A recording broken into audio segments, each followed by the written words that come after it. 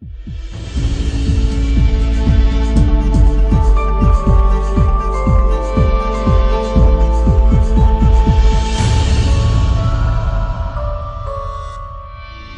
palavra, ela vai trazer alguns ensinamentos para nós. E nós vamos ver 2 milagres que Jesus operou.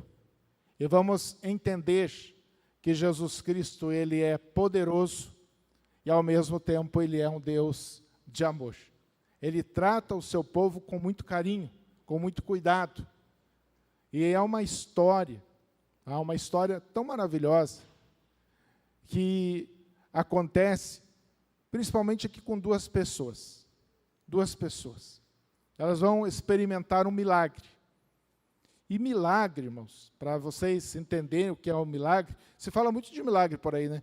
Eu duvido que você já não recebeu no teu celular aquela mensagenzinha, né, sobre milagre, que o fato de você acordar de manhã e respirar, isso é um milagre, né? Ou o passarinho que quebrou a casca do ovo e saiu dali, um milagre. Não, isso não é milagre.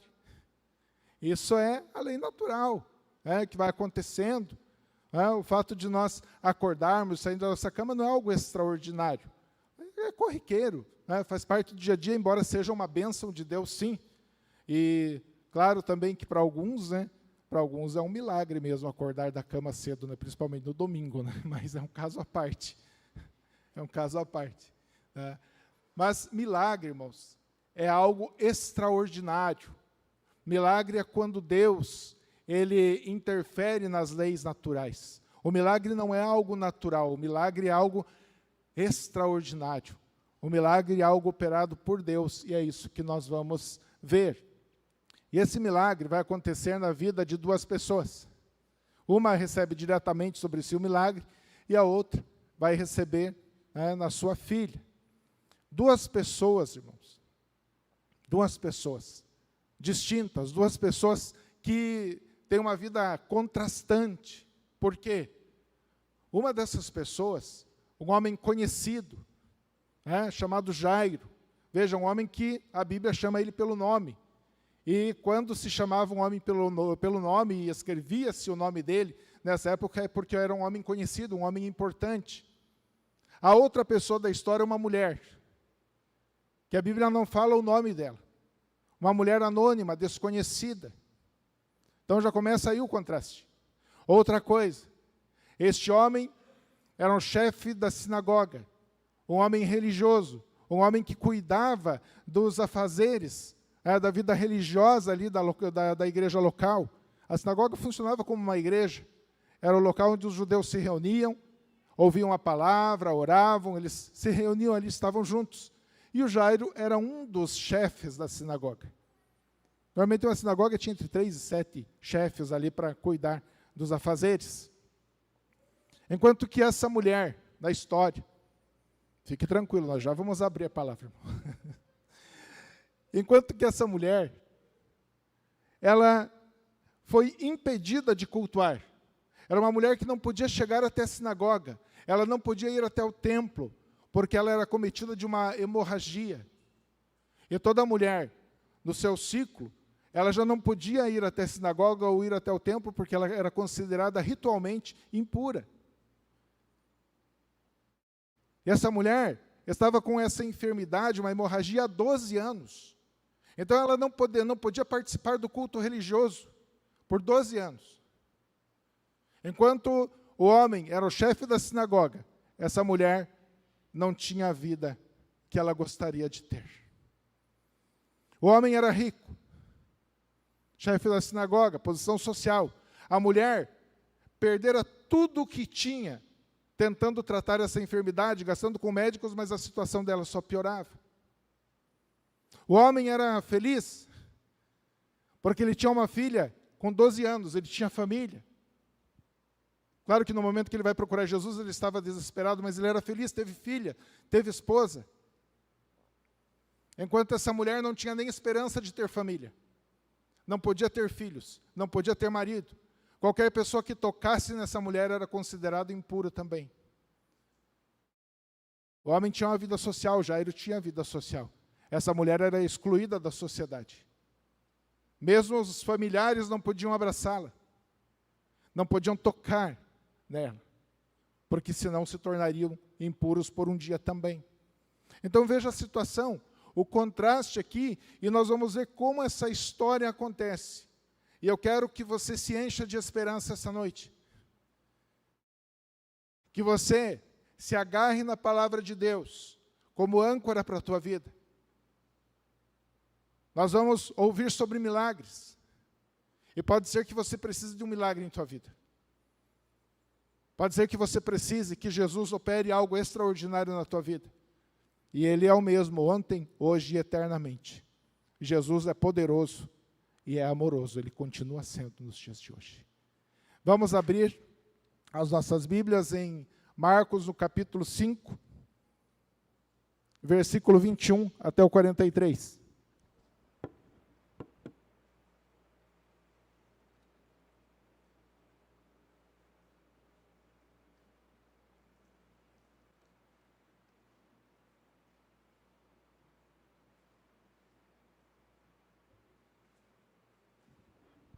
Evangelho segundo Marcos,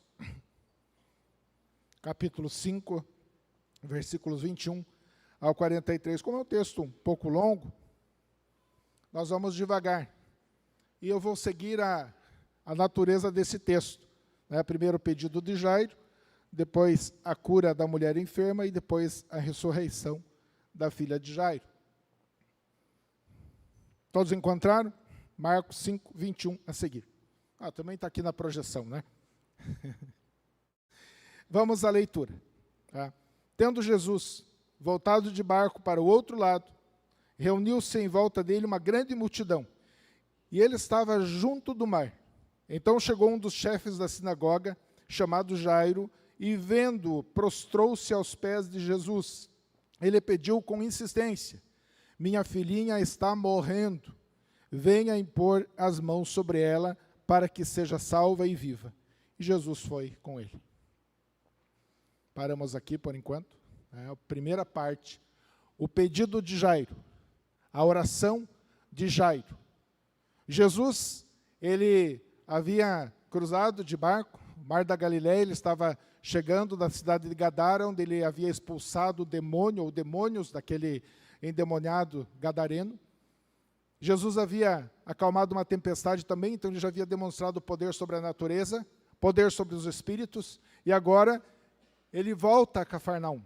E quando ele chega em Cafarnaum, ele está ali à beira-mar, e a multidão sabe que Jesus está ali, eles se alegram porque ele voltou e vão ao seu encontro.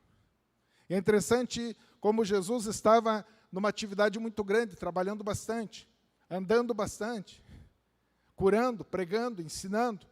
E nesse momento onde Jesus estava, reuniu-se ali uma grande multidão, querendo receber ensinamentos, curiosos, pessoas doentes, pessoas tristes, pessoas deprimidas, pessoas com tantos problemas, querendo que o problema delas fosse resolvido.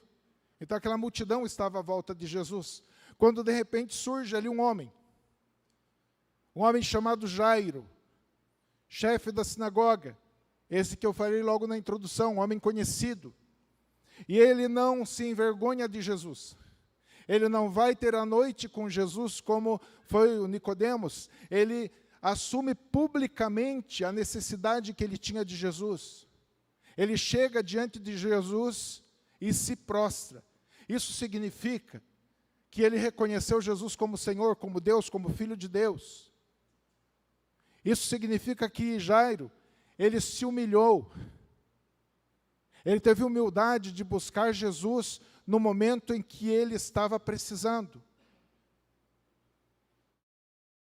O fato dele se prostrar publicamente demonstra que agora, no coração dele, o coração aflito, só tinha uma coisa: eu preciso que a minha filha seja curada. Eu preciso de um milagre, eu preciso de Jesus, eu sei que Jesus pode fazer. Veja os detalhes. Quando ele diz para Jesus, quando ele chega diante de Jesus e se prostra aos pés de Cristo, ele fala para Jesus: minha filhinha. Mateus ou Lucas também tem a mesma passagem, e eles revelam que era a única filha de Jairo, com 12 anos. E ele fala para Jesus: a minha filhinha está muito doente. Essa doença é para a morte, ela está quase morrendo. Mas eu te peço que o Senhor vai lá e imponha as mãos sobre ela para que ela seja curada e viva. Olha o detalhe aqui. O que Jairo pede para Jesus é o que Jesus já tinha feito em outras oportunidades. Jesus já havia curado o homem da mão ressequida. Jesus tinha curado a sogra de Pedro, impondo as mãos. Então Jairo sabia do poder que Jesus tinha. Ele sabia que Jesus operava milagre impondo as mãos. E ele lembra Jesus desses milagres, dessa forma. Se o Senhor for lá e impor as mãos sobre ela, se o Senhor ordenar, ela vai ser curada. Isso chama-se fé.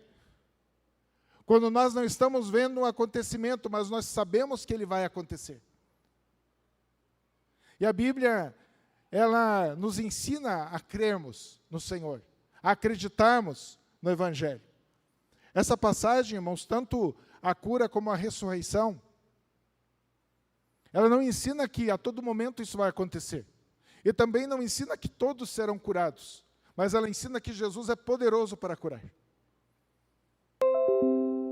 Jesus é poderoso para curar.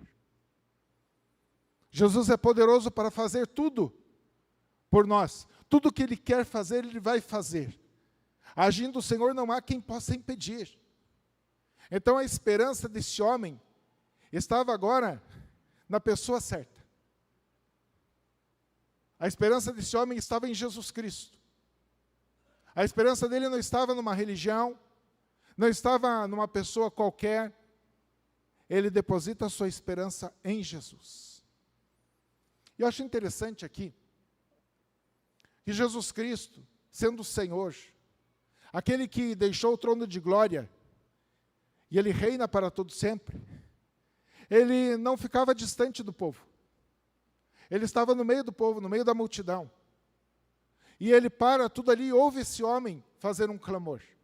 Ele ouve a petição do Jairo.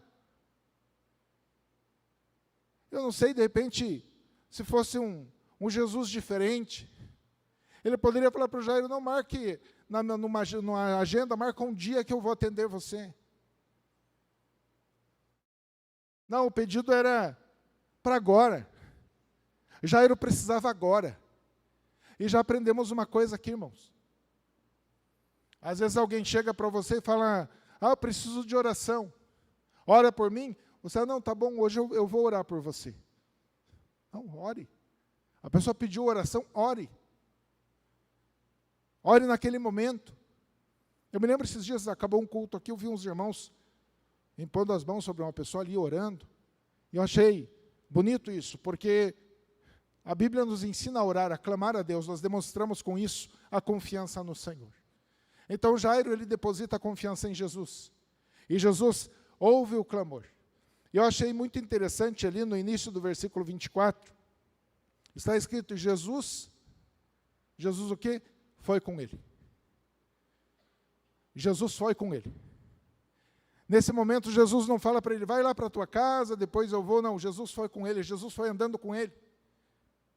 Veja como Jesus, ele tem um amor incomparável. Veja como Jesus trata o seu povo. Jesus foi com ele.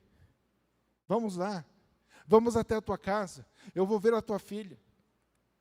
Eles foram caminhando. E a multidão os acompanhou. Talvez alguns ouviram a conversa e pensaram, eu quero ver mais um milagre, eu vou ver o que vai acontecer. E aquela multidão cumprindo Jesus, e a caminhada talvez não foi tão rápida como Jairo quisesse. Mas aí surge uma outra pessoa na história. Aí surge uma mulher que estava doente. Veja ali na sequência, no versículo 24. Jesus foi com ele, na sequência, uma grande multidão seguia Jesus, apertando de todos os lados. Estava ali certa mulher que havia 12 anos vinha sofrendo de uma hemorragia. Ela havia padecido muito nas mãos de vários médicos e gastado tudo o que tinha, sem contudo melhorar de saúde. Pelo contrário, piorava cada vez mais. Até aqui um pouquinho, paramos. Vamos devagar, né? Agora surge uma mulher que havia quantos anos? 12 anos. Ela tinha uma hemorragia e aquilo não cessava. Ela procurou a ajuda dos médicos. Imagine os médicos daquela época, não tinham o conhecimento e os equipamentos que nós conhecemos hoje. Era uma medicina, por vezes, com ervas, com óleos, com mel. Às vezes se queimava, para essa enfermidade, eles queimavam até ovo de avestruz, faziam uma infusão, mandavam a pessoa tomar. Defumação com ervas.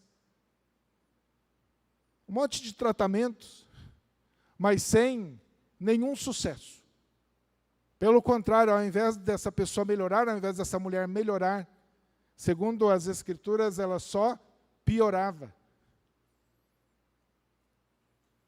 Isso nos ensina que, humanamente falando, não havia solução para essa enfermidade. Na época não havia solução humana para essa enfermidade. Imagine uma mulher com hemorragia por 12 anos. Ela estava perdendo as suas forças. Ela estava sofrendo muito. A alma dessa mulher gemia, gritava. Por quê? Porque ela não tinha vida social, não tinha vida religiosa, não podia adorar, não podia cultuar junto com outras pessoas. Então, essa enfermidade, além de afetar a área física, o corpo dessa mulher, afetava a área espiritual, emocional. Ela sofria muito com isso. Mas aqui entra um porém na vida dela. E eu falo para você que está aqui, que tem problema em alguma área da tua vida, preste muita atenção nisso. Você está aqui hoje porque alguém falou de Jesus para você. Você já ouviu falar de Jesus. E você sabe que Jesus Cristo é poderoso. E Ele cuida do seu povo. Ele tem cuidado do seu povo. Veja o que aconteceu com essa mulher. Versículo 27. Tendo ouvido a fama de Jesus, a mulher chegou por trás, no meio da multidão, e tocou na capa dele, porque dizia: se eu apenas tocar na roupa dele, ficarei curada. E logo a hemorragia estancou, e ela sentiu no corpo que estava curada daquele mal. Olha o que acontece. Por isso é importante falar de Jesus para pessoas que você ama, para pessoas que você conhece. Essa mulher já tinha visto falar, ela já ouviu falar da fama de Jesus, ou seja, ela sabia o que ele estava fazendo. Ela já ouviu falar que Jesus dizia ser o Filho de Deus e de fato ele era. Ela tinha ouvido falar que Jesus curava, que Jesus operava maravilhas e que Jesus amava e que Jesus cuidava do seu povo. Então essa mulher, ela toma uma decisão. Ela não podia estar no meio da multidão. Era proibido essa mulher estar no meio da multidão porque ela não podia tocar em ninguém e ela não podia ser tocada também. E veja que as pessoas estavam comprimindo Jesus. E ela resolve tocar nas vestes de Jesus. Porque ela pensa, ela fala com ela mesma ali, se eu apenas tocar na roupa desse homem, eu vou ser curada. Isso não é superstição. Isso não é confiar num objeto, não. Ela está falando que se ela tocasse nas vestes de Jesus, se ela tocasse em Jesus, se ela se aproximasse de Cristo, ela receberia a cura. Isto chama-se fé. Para uma pessoa normal seria, talvez até um pouco fácil, empurra um aqui, empurra outro lá, né? Dá uma cotovelada em um, né? Entra no meio das pessoas, eu vou tocar em Jesus, mas essa mulher estava fraquíssima, debilitada, provavelmente com o rosto coberto para que ninguém a reconhecesse no meio da multidão. Uma mulher anêmica, pálida.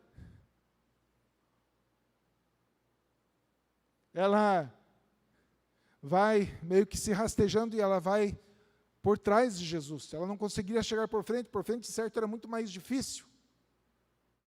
E ela consegue tocar na roupa de Jesus, ela toca nas vestes de Jesus. E imediatamente, o sangue foi estancado. Ela sentiu a cura, ela sentiu o alívio da cura. Ela sentiu no seu próprio corpo a cura de Jesus Cristo, o que Jesus podia fazer por ela.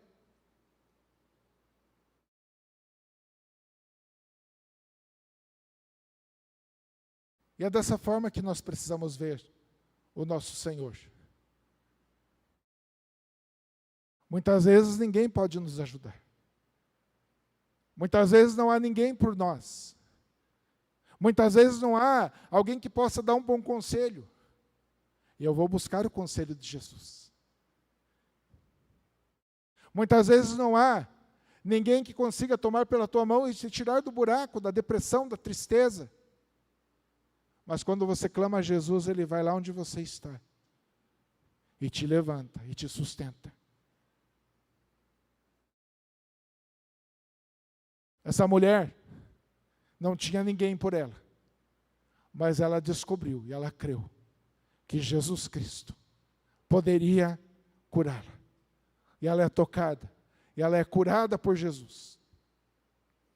E ela estava como uma mulher anônima, ia sair anonimamente. Ela tocou em Jesus, foi curada, ela ia saindo.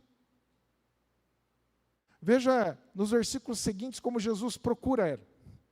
Como Jesus vai procurar essa mulher. Versículo 30. Jesus, reconhecendo imediatamente que dele havia saído o poder, virando-se no meio da multidão, perguntou: quem tocou na minha roupa? Os discípulos responderam: o Senhor está vendo que a multidão o aperta e ainda pergunta: quem me tocou? Ele, porém, olhava ao redor para ver quem tinha feito aquilo. Jesus sentiu que dele saiu o poder. O poder de Jesus, esse poder para curar, o poder de Deus, é um poder que está em Deus. Não é um poder solto na natureza, ele provém de Deus, ele provém do Senhor. É por isso que Jesus sentiu que dele saiu o poder quando aquela mulher toca em suas vestes. E é óbvio, irmãos, que Deus sabia quem era. É lógico que o Senhor Jesus sabia quem havia tocado nele, mas agora Ele quer trazer a público. Ele quer um testemunho público, Ele quer curar agora a alma dessa mulher. E aí os discípulos se incomodam, eles meio que repreendem Jesus. Lucas cita Pedro falando isso: o Senhor está no meio de uma multidão, todo mundo te empurrando, comprimindo.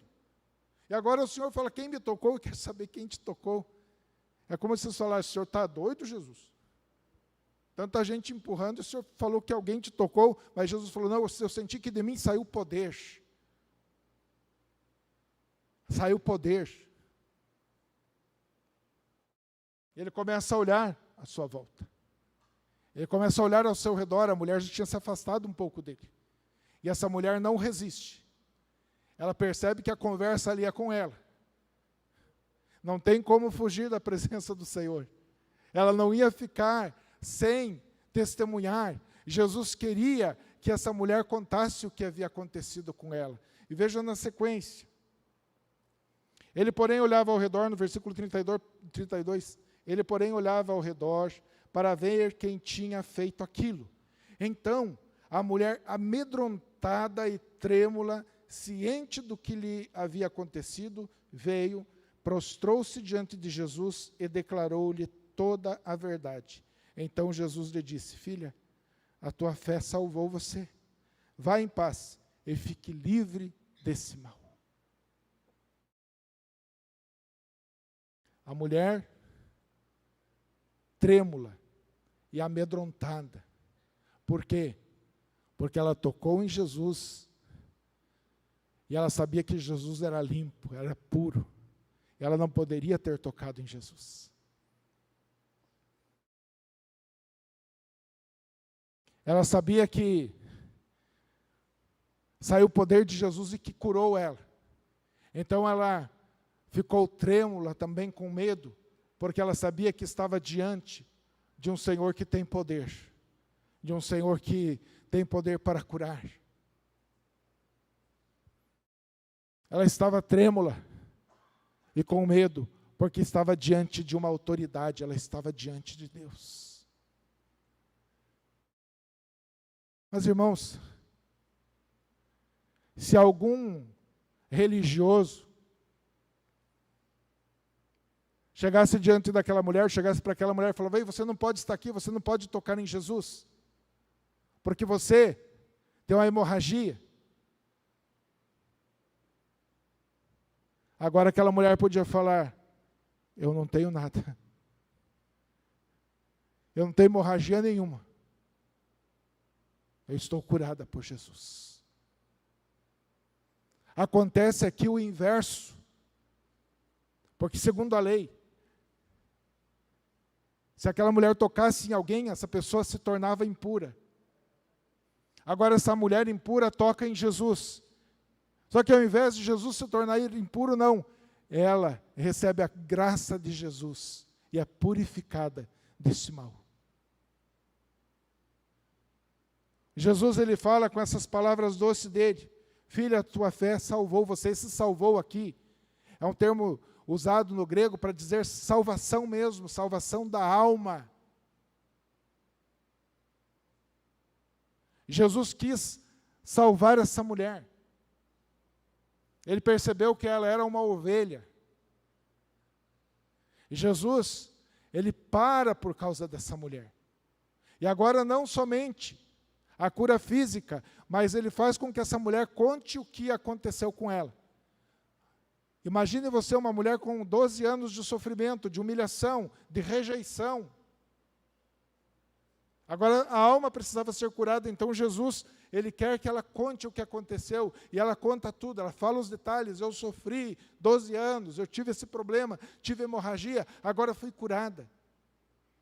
Ela fala no meio da multidão, ela fala publicamente, ela confessa o que Jesus fez ali publicamente, a sua alma é curada, e Jesus diz: filha. Olha aqui o detalhe: filha. Essa mulher não tinha nome aqui na Bíblia, não foi falado o nome dela. E isso não importa. Não importa, irmão, se você é conhecido ou não. O que importa é quando Jesus olha para você e te chama de filho, de filha. Não importa a gente ter algum status. Jesus aqui não está se importando se a pessoa tem dinheiro ou não tem. Nós já vimos que Jairo, que era rico, chega diante de Jesus. Um homem que tinha posição social chega diante de Jesus. E uma mulher desprezada, tida como amaldiçoada por não ter tido família, ela também chega na presença de Jesus. E Jesus cuida dos dois. Ele chama de filha. Quando você vai até Jesus, ele te chama de filho, de filha. Ótimo. A mulher conseguiu o que queria, pela fé, ela foi curada. A fé nos torna participantes das coisas de Deus. Por isso é importante ter fé. Jesus curou pessoas sem que as pessoas manifestassem fé, algumas foram curadas. Por exemplo, aquele paralítico do tanque de Betesda, ele acreditava numa superstição, e Jesus curou aquele homem, ele nem sabia quem Jesus era. Agora aqui essa mulher demonstra fé em Jesus, e é curada. Mas aí vem a outra história. Assim como essa mulher estava desesperada, o Jairo agora estava muito mais. Calma aí, Jesus estava indo comigo. Jesus disse que ia comigo. Agora Jesus parou. E olha o que acontece. Versículo 35. Enquanto Jesus ainda falava, ele estava falando ali com a mulher, chegaram alguns da casa do chefe da sinagoga, dizendo: a sua filha já morreu, por que você ainda incomoda o mestre? Olha que triste isso, né? A mulher foi curada. Mas a filha de Jairo, por quem Jairo havia clamado a Jesus, se humilhado diante de Jesus, agora está morta. Jesus parou para atender a mulher com a hemorragia e a filha do Jairo morreu. E olha as palavras que eles usam, as palavras duras. Ô Jairo, tua filha morreu porque você incomoda o mestre. Não dá mais. Acabou.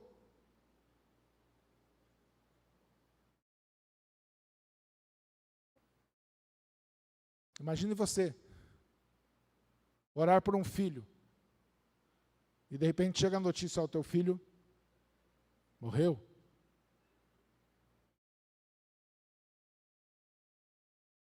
Aconteceu uma tristeza no coração de Jairo. E aí você pode de repente levantar um questionamento: por que Jesus não curou quando eu pedi por uma pessoa da minha família? Por que Jesus levou essa pessoa? Irmãos, eu digo mais uma vez, Jesus não é obrigado a atender as nossas orações como nós queiramos que Ele atenda. Se Deus resolver levar um ente querido, um parente nosso, Ele vai levar. Ele é justo em tudo aquilo que Ele faz. Não dá para questionar o Senhor. Nós não estamos vivendo no paraíso. O nosso corpo está sujeito a enfermidades e à morte. O que nós podemos fazer é confiar em Jesus. E quando algo nos é arrancado, nós precisamos confiar que Jesus vai confortar o nosso coração, que Ele vai agir na nossa alma, que Ele vai cuidar de nós. Essa nossa vida aqui é uma vida passageira e muitas vezes dolorosa, difícil. E se é difícil para nós que cremos em Jesus, imagine para quem não crê. Então nós não temos esse direito de questionar a Deus: por que aconteceu isso comigo? Uma coisa é certa, Deus sabe tudo o que faz e tudo está planejado, tudo está dentro do controle do Senhor. Todas as coisas estão no controle de Deus. Nada sai do controle. Quando vem o mal sobre a nossa vida e nós não queremos passar por isso, a única coisa que nós podemos dizer: Senhor, como foi falado ali no início, seja feita a tua vontade. A minha vida aqui passa, mas o apóstolo Paulo escreve em Tessalonicenses que nós devemos nos encher de esperança, porque um dia nós estaremos todos juntos, no mesmo lugar, aqueles que creram em Jesus Cristo. Aqui a notícia chega para o Jairo: tua filhinha morreu, não há mais o que fazer, nem incomode mais o mestre. E muitas vezes você pode estar orando por algo na tua vida, você pode estar orando por algo que está difícil para você. É até um amigo, às vezes um familiar pode chegar e falar para você: não adianta, isso aí não tem jeito, não adianta orar, não adianta esperar, não adianta crer. E aí vem essas palavras de Jesus. E sempre que Jesus fala, na sua palavra nós precisamos dar ouvidos, porque é o Senhor falando. E olha o que Ele fala para o Jairo. Logo após a notícia: a sua filha morreu porque você ainda incomoda o mestre, versículo 36. Mas Jesus, sem levar em conta tais palavras, disse ao chefe da sinagoga: não tenha medo, apenas creia. Simples assim. Quando o mal aflige tua vida. Agora o Jairo tinha visto a cura daquela mulher, né? Mas agora o problema era maior. Ele pediu uma cura, mas agora a filha dele estava morta. E Jesus fala para ele: Jairo, continue crendo. É o que Jesus fala para a igreja hoje: continue crendo. Sabe, irmão, irmã, continue crendo. Está difícil? Não pare de crer. O nosso Deus é poderoso para fazer muito mais do que nós imaginamos. Você percebe aqui como Jairo pediu e como Jesus está agindo? Aqui não era uma campanha de cura, não era uma campanha de avivamento, era simplesmente o contato. É o que é o cristianismo, é o contato, é a conversa. É a paz que Jesus nos dá. Continue crendo, Jairo, vamos lá. Versículo 37, Jesus não permitiu que ninguém o acompanhasse, a não ser Pedro e os irmãos Tiago e João. Foram só os 3 discípulos ali do círculo mais íntimo de Jesus. Ele deixa a multidão e vai com o Jairo até a casa de Jairo. Chegando à casa de Jairo, versículo 38. Chegando à casa do chefe da sinagoga, Jesus viu o alvoroço, os que choravam e os que pranteavam muito. Ao entrar, ele disse: por que vocês estão alvoroçados e chorando? A criança não está morta, mas dorme. E riam-se dele.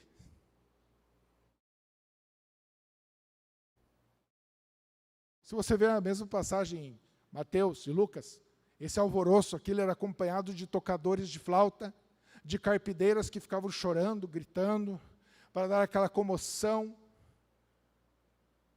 Quando Jesus chega na casa de Jairo, era aquele clima de velório, de choro, de tocadores de flauta, as músicas tristes.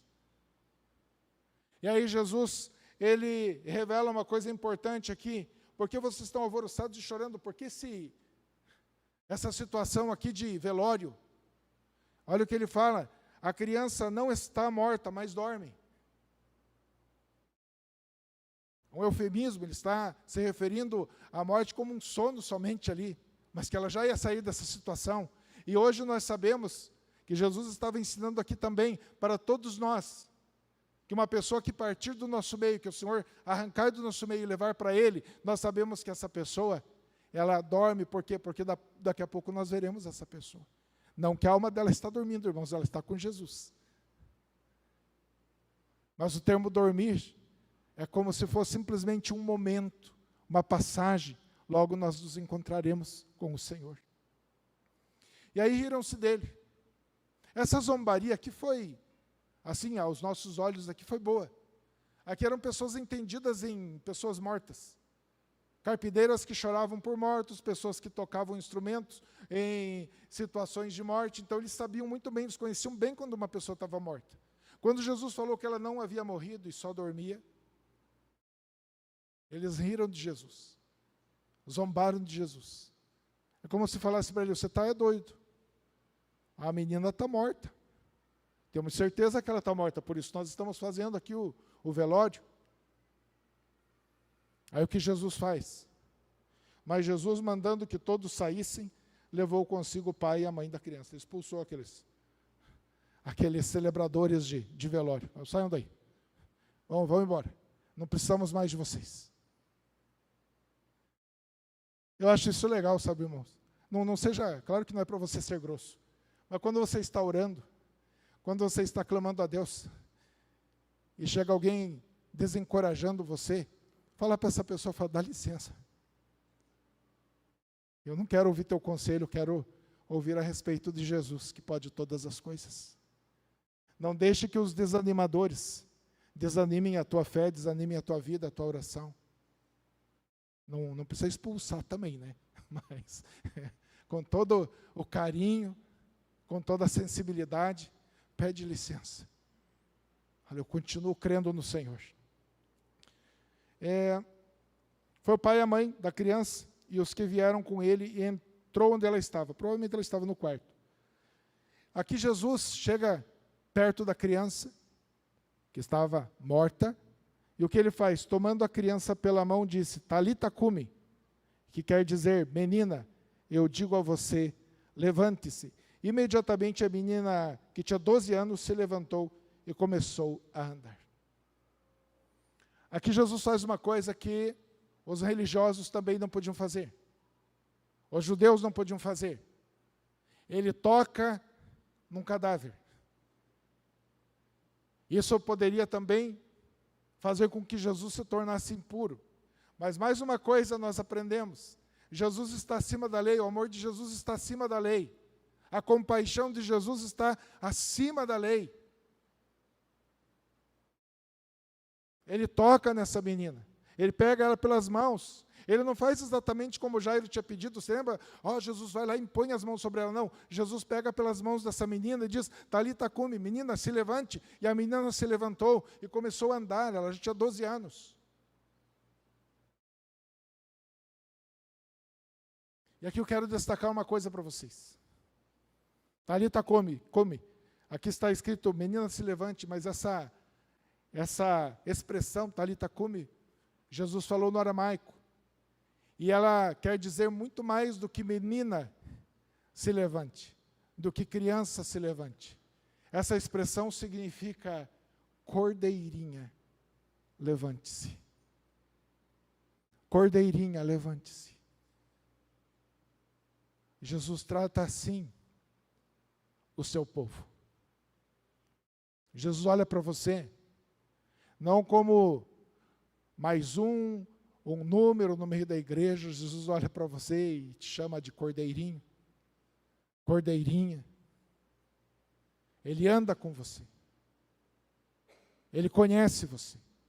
Ele te toma pela mão e faz você andar, faz você caminhar. Agora aquela menina começa a andar. E Jesus primeiro fala, não contem isso para ninguém. Você pode perguntar, mas como assim? Jesus ressuscita uma menina e fala, não contem para ninguém.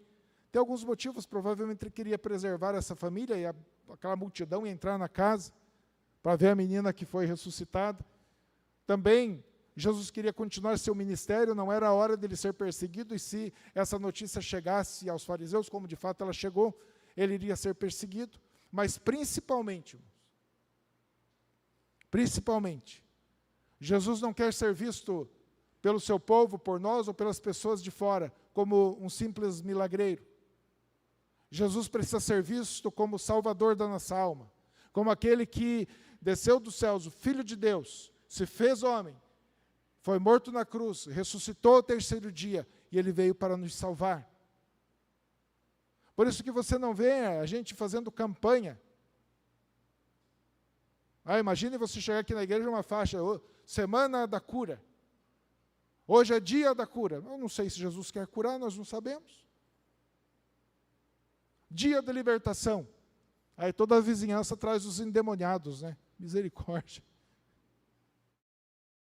Irmãos, Deus é soberano, Ele sabe o que faz. Você viu Jesus gritando aqui? Levanta a menina. Não. Ele pega a menina pelas mãos e fala, cordeirinha, levante-se. Não é no grito, não é na altura da palavra, mas assim, no autor da fé, naquele que tem poder para curar. É nele que está a nossa fé. 2 milagres que demonstram o poder que Jesus tem sobre a enfermidade e sobre a morte. Jesus é poderoso. E agora, irmãos, nós precisamos entender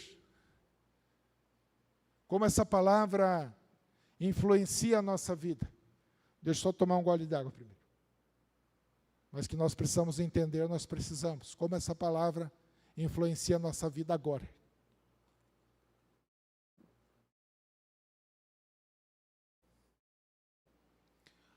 Primeiro, eu quero falar com você. Você que já é um cristão, até foi batizado. Mas a tua vida espiritual está péssima. Calma aí, o que é uma vida espiritual péssima? É uma vida onde você não ora, não tem contato com Deus. Sabe como é que é? Não dá tempo, né? Não dá tempo. É uma vida onde você não tem interesse pelas Escrituras Sagradas. Isso é muito mal também. É uma vida onde você até vem ao culto, como aconteceu hoje, mas você não vê a hora de terminar o culto e você ir para casa, jantar, descansar, sei lá. Você não tem prazer nas coisas de Deus. Sabe essa mulher que estava fraca, rastejando, anêmica? Muitos que se dizem cristãos, e até são cristãos, estão assim, vivendo uma vida terrível, uma vida que não glorifica a Deus. Homens, pais de família, que não cuidam da sua família, que não cuidam da sua esposa, estão fracos espiritualmente. A aparência engana muito. Muito homem pode bater no peito e falar, deixa comigo, eu sou forte. Mas não é. Quando nós reconhecemos as nossas fraquezas, quando nós reconhecemos que não estamos bem com Deus, mesmo que seja rastejando, irmã,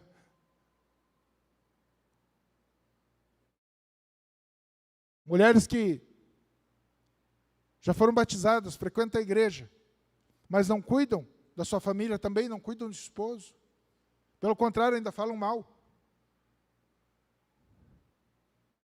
Se nós convertermos a maledicência em oração, eu tenho certeza que nós vamos nos fortalecer no Senhor. Então, se você está nessa situação de enfermidade na tua alma, a boa notícia é que Jesus Cristo chama você ao arrependimento e à cura, e Ele pode fortalecer você sim. Pastor Leonardo está de férias, mas eu sei que muita gente chega para ele, eu estou fraco. Mas, irmão, sabe por que você está fraco? É necessário orar, é necessário buscar em Cristo a tua força. Veja que essa mulher estava fraca, mas ela não ficou falando para todo mundo, eu estou fraca, e agora? Não, ela vai até Jesus. Ela toca em Jesus. O véu se rompeu de alto a baixo, nós temos livre acesso a Deus, pelo nome de Jesus Cristo.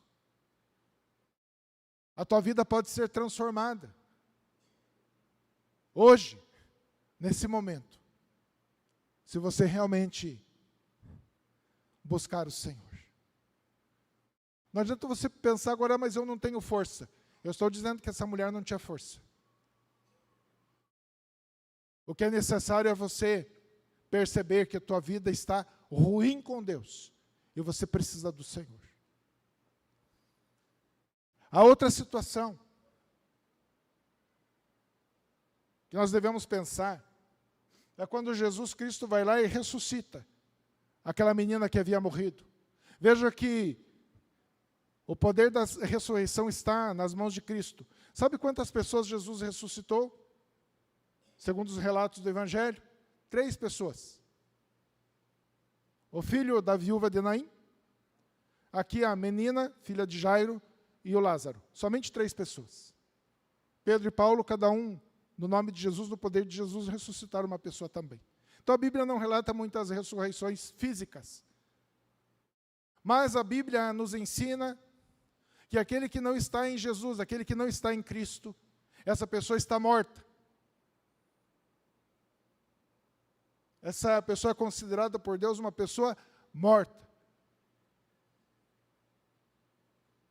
É assim que era a nossa situação antes de nós crermos em Jesus. Morte. Efésios 2, 1 está escrito que nós estávamos mortos quando o Senhor nos vivificou. E aí nós oramos para que as pessoas que não creem em Jesus ainda se arrependam e se voltem a Cristo. Nós oramos por quê? Porque nós sabemos que a conversão não está em nossas mãos. A conversão não está nem nas mãos daquele que não crê. Porque para que haja conversão é necessário que a pessoa viva. Então a conversão está nas mãos de Cristo. Jesus fala para Nicodemos que é necessário nascer de novo. Jesus fala, eu dou vida a quem eu quero dar vida. O dom da vida, o poder de dar a vida está em Jesus. É por isso que você precisa crer. É por isso que você não pode se desanimar. Irmão, se dependesse das tuas palavras, esse teu parente estaria morto. Esse teu amigo estaria morto. Eu estaria morto. A igreja estaria morta, mas nós não dependemos das nossas palavras. Nós dependemos da palavra de Deus. É Jesus que dá vida. É Jesus que transforma. É Ele quem salva.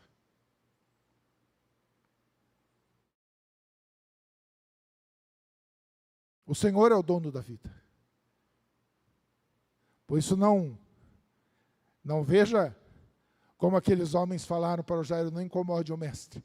Pelo contrário, ore ao mestre, clame ao mestre, se humilhe diante do mestre por aquela pessoa que você deseja que ela seja salva, porque a salvação pertence ao Senhor. Música